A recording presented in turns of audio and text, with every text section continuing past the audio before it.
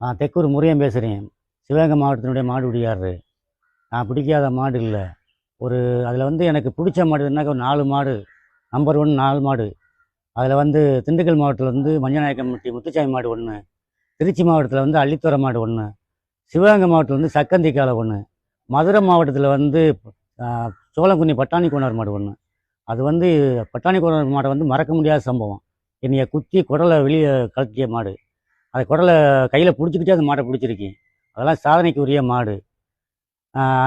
இவ்வளோ மாடு பிடிச்சிருந்தாலும் பழைய வீரர்களை வெளிப்படுத்தணுங்கிற நோக்கத்தோடு தம்பி முடக்காத்த மணி வெளிப்படுத்தியிருக்காரு.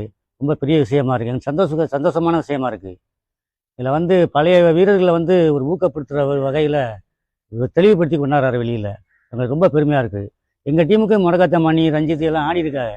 ஆனால் இன்றைக்கி அந்த பழைய வீரர்கள்லாம் அந்த ஊக்கப்படுத்துகிறான பெரிய சந்தோஷமாக இருக்குது எங்களுக்கு. நான் பிடிச்ச மாட்டிலே சோளங்குன்னி பட்டாணி குணான மாடு. என்னை குத்தி குடல் ஒரு கையில் வரையில், குடல் வெளியில் வரையில், ஒரு கையில் குடலும் ஒரு கையில் தும்முளும் பிடிச்சிருப்பேன். பிடிச்சா அப்படின்னு படி அன்றைக்கி எனக்கு ரொம்ப பெருமையாக இருந்துச்சு. மாட்டை பிடிச்சாங்கிற வெறியில் பிடிச்ச மாட்டை.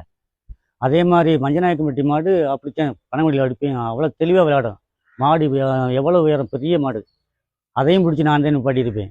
சாதனைக்குரிய மாடு சக்கந்தி மாடு. தமிழ்நாட்டிலே பிடியாலே இல்லைங்கிற லைனில் வரையில் தெக்கூர் முருகன் ஒரு ஆழத்தையும் கேட்டு வாங்கி பிடிச்ச மாடு. அதே மாதிரி திருச்சி அள்ளித்துறை மாடு. அதெல்லாம் மறக்க முடியாத மாட்டேங்க. நீங்கள் அந்த வீடியோ தட்டினாலே தெரியும். திருச்சி அள்ளித்துறைனாலே அவ்வளோ தெளிவான மாடு. அதெல்லாம் வெளியில் சொல்ல முடியாது.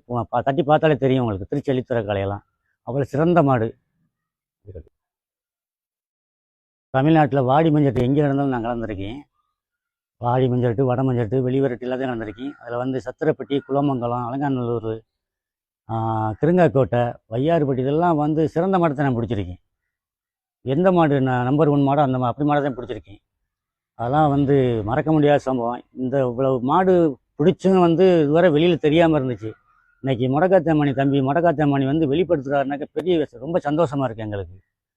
நிறைய விஷயங்கள் இன்னும் மறைஞ்சிருக்கு. அதை இன்னும் வெளிப்படுத்துவாங்கிற நம்பிக்கை எங்களுக்கு இருக்குது. இப்போ நாங்கள் மட்டும் வீரனாக இருக்கக்கூடாது. இருந்தாலும் எங்களுக்கு பின்னாடி வர்ற பிள்ளைகளும் வர தலைமுறைகளும் மீண்டும் மீண்டும் மாடு பிடிச்சி நல்ல பேர் எடுக்கணும் அப்படின்னு ஒரு நல்ல வழியை காட்டணும்னு தம்பி மணிக்கிட்ட வேண்டிக்கிறேன்.